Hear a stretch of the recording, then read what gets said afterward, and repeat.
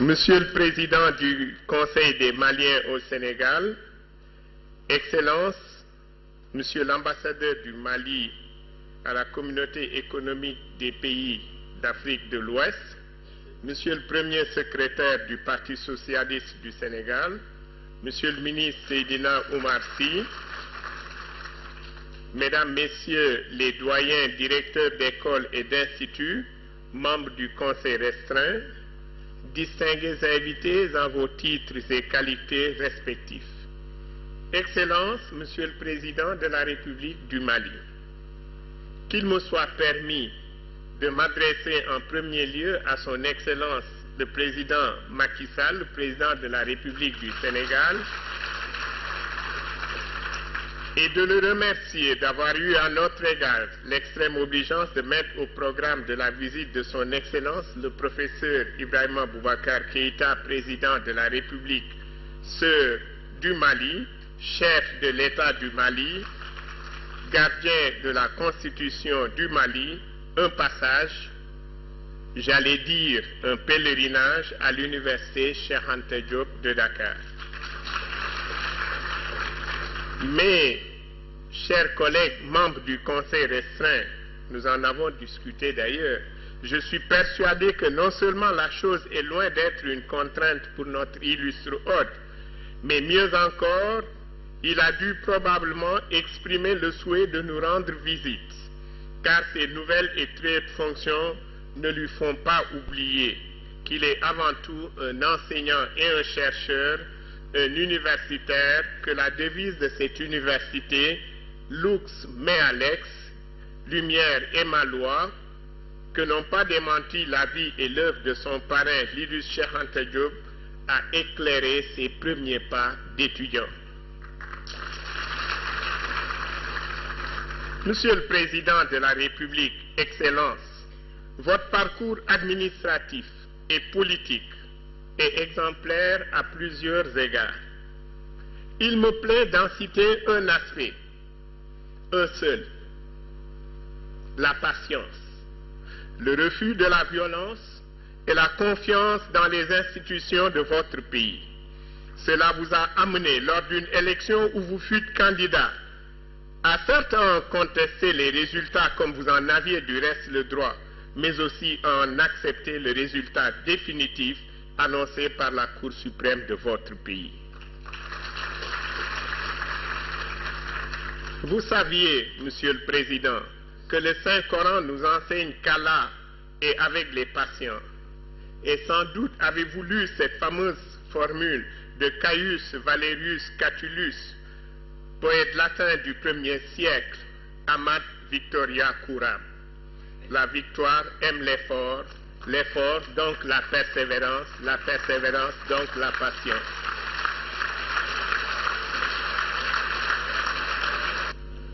Bismillahirrahmanirrahim.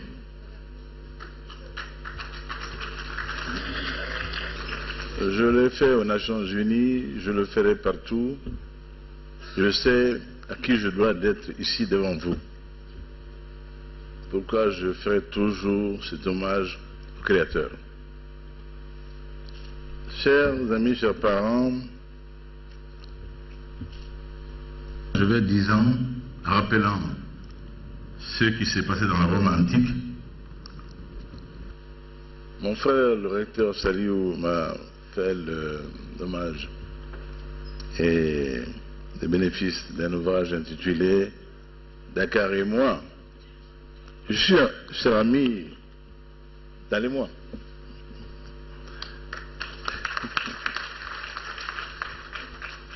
Et ne voyez dans le fait que je n'ai pas un discours préparé aucune espèce de prétention. Je pensais, comme d'habitude, à un échange avec la communauté malienne où l'échange est libre et détendu. Je ne pensais pas, ce faisant, que me trouvant dans l'alma mater, j'aurais, cher ami, a délivré une conférence ex-cathédrale.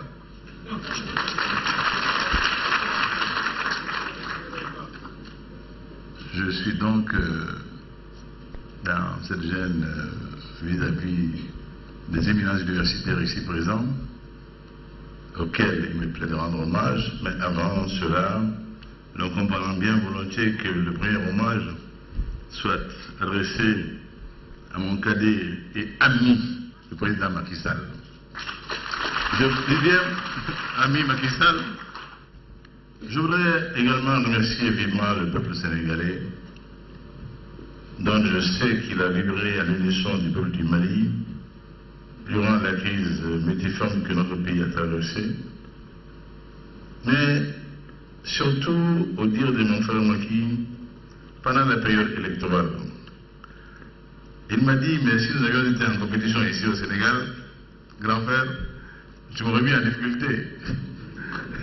C'est dire combien le peuple sénégalais et le peuple malien sont frères. L'anthropologie nous a fait ainsi, la géographie et l'histoire s'en sont mêlées. Bref, tout nous unit. Rappelant ce qui s'est passé dans la Rome antique, quand un général victorieux revenait pour le triomphe, le tour que l'on faisait sur le forum, il avait sur le marchepied de son char un homme sous votre contrôle dont la mission était, sans jamais s'arrêter, de lui dire: au moment où Rome te fait l'égal des dieux, souviens-toi que tu n'es qu'un homme. Je l'ai en tête chaque seconde de ma vie.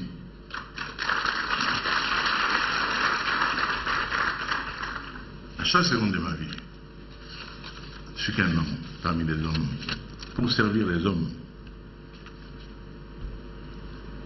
Notre pays, le Mali, vient de l'abîme. De profundis clamavi. Du fond de l'abîme, j'ai appelé. Du fond de l'abîme, nous avons appelé et nous avons été entendus. Rarement un peuple aura bénéficié d'autant de sollicitude, d'autant de solidarité, autant d'accompagnement. Nos frères les plus proches d'abord, le Sénégal, l'Afrique, le monde. Vous ne pouvez imaginer mon émotion vive en débarquant à Kidal, encore les cendres chaudes, d'y trouver des bataillons sénégalais dans des conditions dont vous ne pouvez avoir idée. D'hébergement, de nourriture. J'ai dit aux jeunes lieutenants, je dis, je suis désolé pour vous. Je vous eusse préféré dans d'autres conditions. Quand me trouvant sur le chemin du retour, entre New York et Bamako, la nouvelle m'est parvenue d'encore une agitation à Kati, au motif de primes, de grades. Vous pouvez imaginer mon état. J'étais invité par le gouvernement français pour une visite officielle. J'ai dit à mon ami François Hollande, c'est un oncle que nous connaissons depuis, nous l'avons connu avant qu'il ne fût président de la République française, c'est un ami et camarade. Je lui ai dit, François, je ne peux pas rester. Je ne peux pas rester. Je vais au Mali. Rentré au Mali, j'ai fait ce qu'il fallait pour balayer Kati. Je l'ai fait. Vous savez, autant je suis sensible à des cas comme celui de ce jeune lieutenant, autant dans ces cas-là, je suis inflexible. Et j'ai dit, quand des jeunes viennent offrir leur vie pour sauver le Mali. Sa dignité et son honneur, il est indécent. Et je n'admettrai pas, moi, en tout cas, tant que je serai dans mon fauteuil, que des gens se permettent de s'agiter pour des histoires de primes, des histoires de grade. Au niveau d'une junte militaire quelconque. On avait dit Ibeka est putschiste, Ibeka est putschiste. Allah subhanahu wa ta'ala aime la vérité. C'est ce soi-disant pro-putschiste qui a mis fin à la plaisanterie du Kati.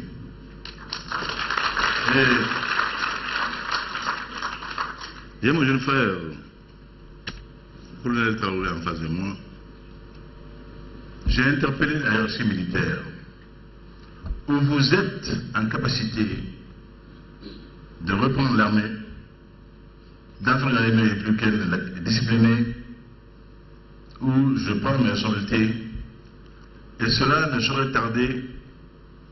Je ferai ce qu'il faudra faire. J'en informerai le peuple malien et l'opinion internationale, mais cette affaire ne durera pas 24 heures. 24 heures. Il est temps que nous nous hissions à la hauteur de la dignité que le monde nous reconnaît. Pourquoi? Au nom de la campagne, certains ont voulu me faire querelle de n'être pas Léontiev. J'ai dit, il ne s'agit pas d'un concours de comptabilité publique. Les Maliens n'ont pas besoin d'un comptable public. Les Maliens veulent un chef. Les Maliens veulent un homme qui parle de dignité. Les Maliens veulent un homme qui parle d'honneur. Je ne suis peut-être pas l'ami des plus grandes fortunes de ce monde. Cela n'est pas mon propos d'ailleurs. Qu'il me suffise d'être l'ami des hommes de cœur du monde. De ceux qui pensent l'homme avant toute autre chose. Pour qui, comme l'a dit le président Senghor, l'homme est au début et à la fin. De cela, je m'enorgueillis de l'amitié. Je ne suis pas en campagne, je rappelle. J'avais 2 thèmes de campagne, pas plus, que 2 photos de campagne. Une où l'on m'a bien volontiers vu le menton dit gaulien, menton malien surtout. Mon menton à moi n'a rien de gaulien. D'abord, De Gaulle était beaucoup plus grand et il était un homme que l'on sait qu'il a été. Ensuite, le bonheur des Maliens, qui ne saurait être envisageable sans la dignité, sans l'honneur. Et tout cela avait été fabuleusement mis en cause pendant l'épisode triste, sombre, archaïque que nous avons traversé. Et dont nous sortons à peine, parce qu'il y a encore les conséquences résiduelles. Attentat à Kidal, attentat à Tombouctou, mais des barreaux d'honneur,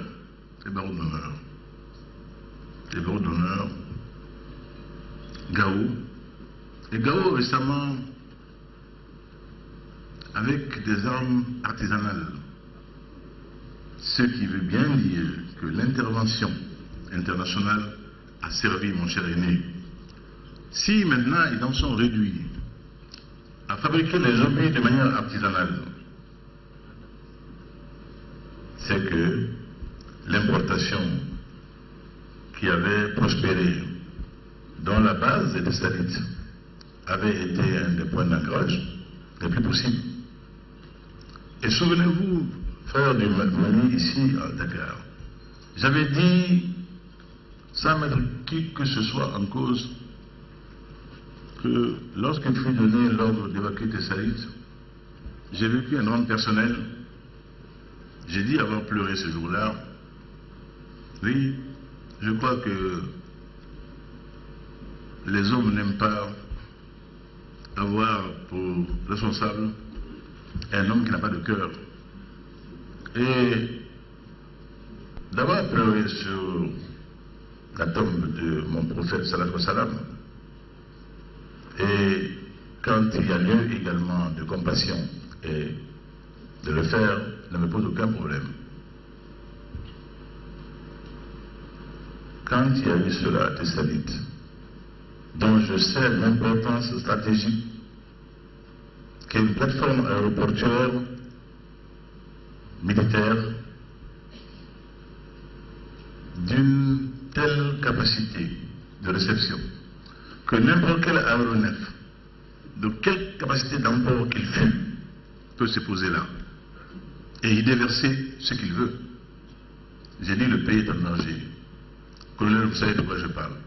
Moi j'ai dit que ce jour-là, la clé du Mali a été tristement offerte à ceux qui avaient ambition et prétention à nous soumettre. Le reste s'est déroulé comme un jeu d'enfant, bien sûr. Les villes tombaient. Il n'y a pas de raison possible. Donc aujourd'hui, ici, ceux-là sont réduits. En lieu et place des jeeps sur l'armée, des 12 mm 5 comme vous dites dans votre jargon, des canons de grande capacité de tir, des chars, sont obligés de fabriquer de manière artisanale des armes. C'est que le travail, quelque part, a été fait puissamment. Il y a encore des résidus qu'une opération diligentée il y a seulement quelques jours est en train de nettoyer pour que notre pays soit un pays en paix. J'ai reçu il y a quelques jours nos parents résidant au Burkina et en Mauritanie. Ça a été également un grand moment d'émotion. Ces hommes m'ont dit leur désir ardent de retour dans leur patrie et de vie là où ils ont l'habitude séculaire de vivre. Maliens ils sont, et Maliens ils le demeureront dans un pays où ils seront sécurisés et protégés. Au Mali, il n'y a pas de problème de blanc et de noir. Nous sommes un pays de métissage. Là également encore, Senghor a dit la vérité du métissage. Le Mali préfigure cet âge d'or dont il a parlé et qui est la vérité des relations entre les hommes en société. Donc cela désire ardemment revenir au Mali lorsque nous aurons créé les conditions d'un retour viable et fiable. Et nous travaillons nuit et jour. C'est pour cela que, conformément à l'accord préliminaire de Ouagadougou, dont la plus grande vertu a été de nous permettre d'avoir des élections, d'organiser des élections et d'avoir un pouvoir qui puisse enfin parler en nom, lieu et place du Mali, sans forfanterie, mais de manière absolument libre et légale et légitime. Cet accord de Ouagadougou donc a des mérites, a des contraintes également, auxquelles, continuité de l'État, nous avons décidé de nous soumettre, respectant par là la parole du Mali. Quelles que soient les circonstances dans lesquelles cette parole a été donnée. C'est pour cela qu'il y a des mesures dites de confiance qui nous inclinent à libérer certains des éléments qui ont pris les armes contre notre pays dès lors qu'ils n'ont pas de crimes avérés, dès lors qu'ils n'ont pas non plus de compromission dans les choses de narcotrafic. Donc l'on peut élargir cela, ce que nous avons fait. Et depuis, vous ne pouvez imaginer la richesse du vocabulaire de la faune aviaire me concernant. Tous les noms d'oiseaux connus et inconnus me sont adressés. Je n'en ai qu'une. J'ai dit qu'en demandant aux Maliens leur suffrage, je ne venais pas à la recherche d'une quelconque démagogie facile, me livrer à quelque démagogie que ce soit, mais que je dirais le réel aux Maliens, le réel et la vérité. Elle seule est d'ordre divin et je crois à elle seule. Donc nous avons commencé à mettre en œuvre ces mesures-là et je vois que ça a fait son chemin. Nous avons également le comité de suivi dans lequel nous nous réunissons, la rébellion et nous. Et nous avons été d'une parfaite correction dans le suivi de nos engagements, c'est un point d'honneur. Mais il est un fait que j'ai souligné devant mes pairs hier. La situation de Kidal devient insupportable, inadmissible, intolérable. Ce n'est pas normal. Il n'est pas normal qu'en Kidal, le gouverneur qui représente le chef de l'État et l'État malien soit réduit à habiter un hangar, encore qu'il y soit plus heureux que le bâtiment sénégalais que j'ai vu dans la bergerie, un hangar avec les préfets. Son seul luxe était un matelas mouche. Tous les autres avaient des nattes. C'est moi qui, étant là-bas en campagne, en demandant qu'il n'en soit pas connu, et sur le champ, donner un pécule pour que l'on aille au marché, trouver des matelas mousses pour les préfets maliens, dont je ne pensais pas que ce que la République pouvait leur offrir, malgré les difficultés, était le confort très très relatif d'une natte. Pendant ce temps, le palais du gouverneur est occupé par le MNLA qui y mène grand train.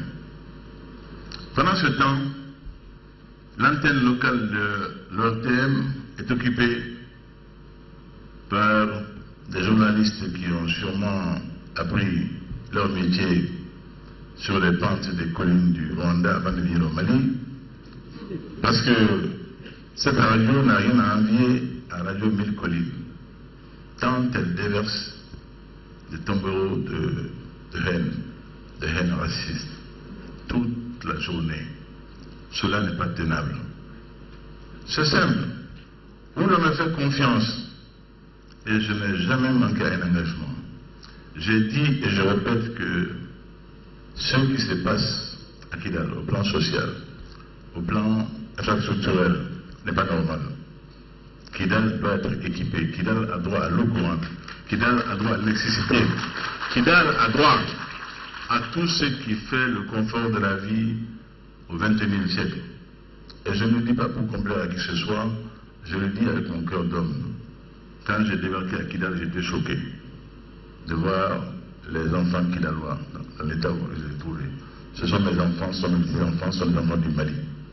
Donc nous nous aimerions beaucoup à mettre d'urgence en place un programme de développement accéléré des régions du Nord, singulièrement de Kidal. Ça, je le dis. Mais en même temps, j'ai dit attention à tous ces oiseaux de mauvaise augure, à tout cela qui vous suffit d'aller à l'indépendance ou à l'autonomie. Il n'en sera pas question tant que j'aurai un souffle de vie.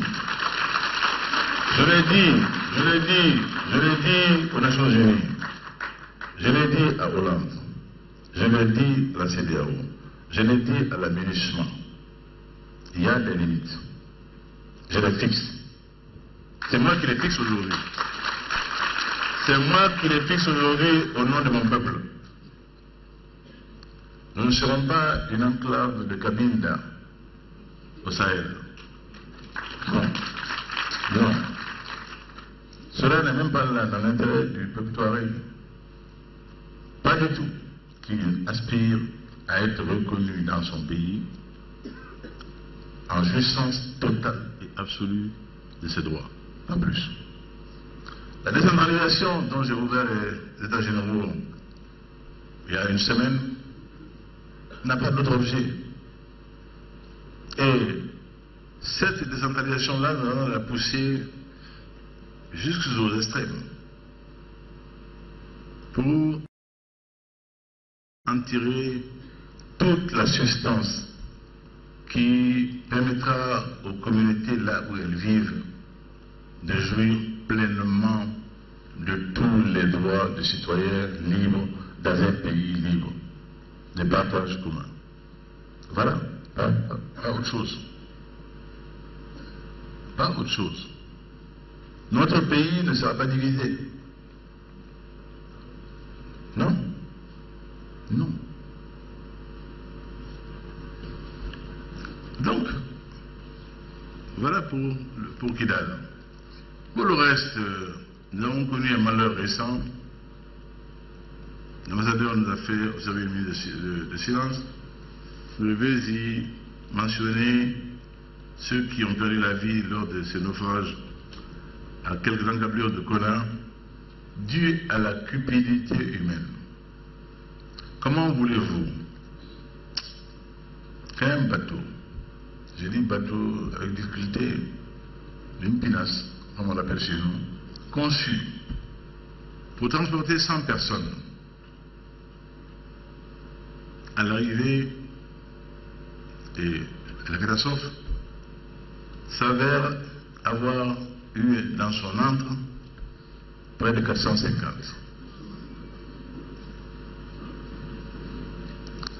On a repêché. Mais lorsqu'on a pu renflouer la pinasse, on a trouvé encore des dizaines de corps.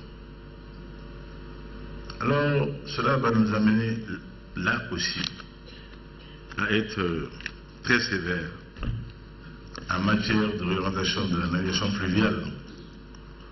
Mais vous savez, rien de tout cela ne serait étonné si l'on sait que je n'ai pas hérité d'un État. Je n'ai pas hérité d'un État. Je n'ai pas hérité d'un État. Le minimum qui caractérise un État n'est pas en place.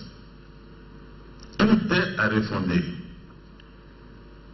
J'ai parlé en ouvrant les assises de la décentralisation de tâches intellectuelles qui avait fait que la réflexion n'avait pas été conduite avec bonheur pour voir quel État post-colonial, singulièrement à l'aune de nos valeurs de civilisation, quel État pour gérer nos pays au sortir de la colonisation.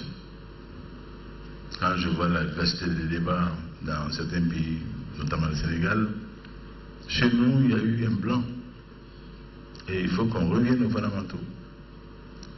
En ouvrant l'État général, nous avons ouvert le débat sur l'État, que nous allons conduire à terme, Inch'Allah.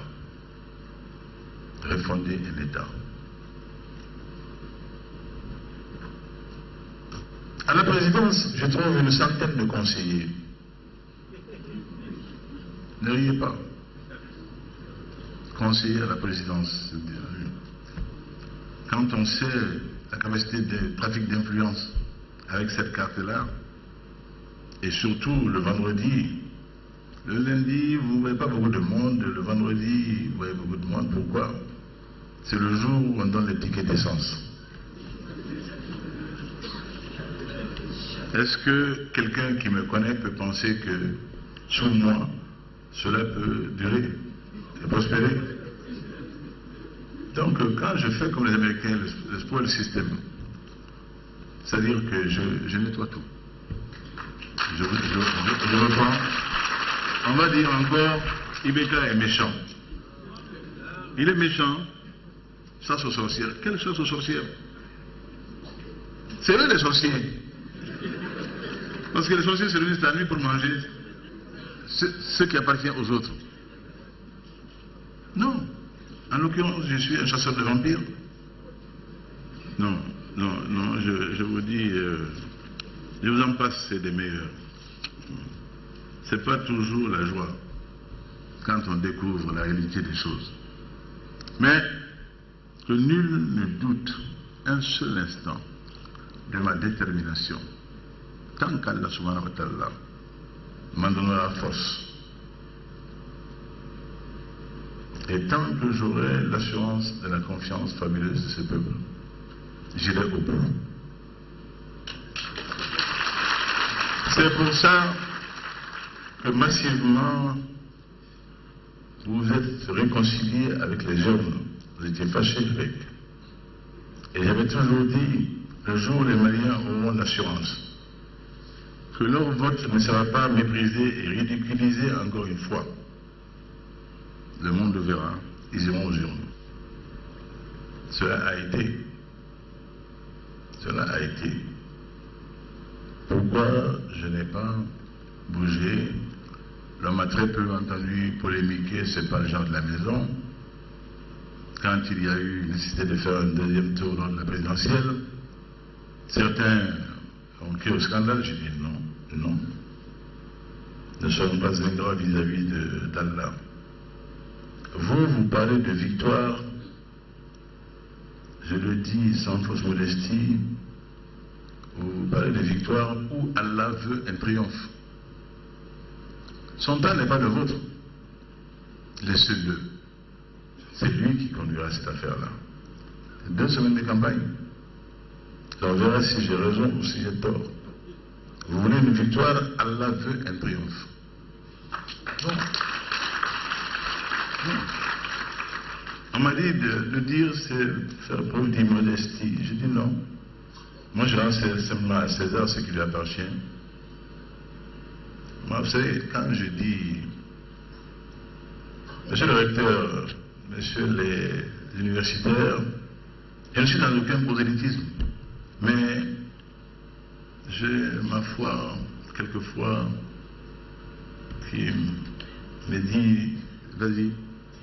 Et ainsi, quand je dis, Hasbunallah, wa ni'mal wakil, ni'mal maula, wa ni'mal nasir, je suis tranquille dans ma tête et dans mon cœur. J'en ai plus avec eux. J'en finis avec la mesquinerie des hommes. Je me confie entièrement à Dieu. Tout le reste me passe dessus.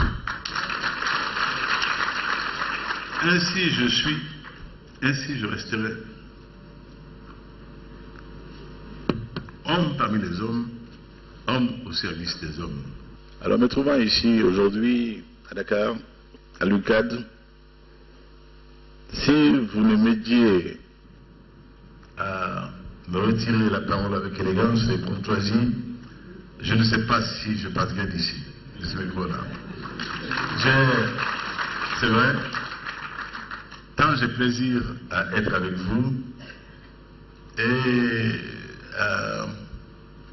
je ne sais pas si je manie cette belle langue française avec autant de bonheur que vous, mais c'est le lieu dans mesurer toute la saveur après d'illustres prédécesseurs dont le président Senghor. Merci.